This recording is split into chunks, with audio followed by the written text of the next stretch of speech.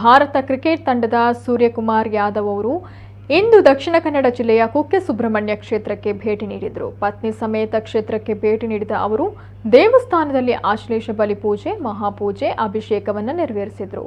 ಇತ್ತೀಚಿನ ದಿನಗಳಲ್ಲಿ ವಿವಿಧ ಕ್ಷೇತ್ರಗಳ ಗಣ್ಯರು ಕುಕ್ಕೆ ಸುಬ್ರಹ್ಮಣ್ಯ ಕ್ಷೇತ್ರಕ್ಕೆ ಭೇಟಿ ನೀಡಿ ಪ್ರಾರ್ಥನೆಯನ್ನು ಸಲ್ಲಿಸ್ತಾ ಇದ್ದಾರೆ.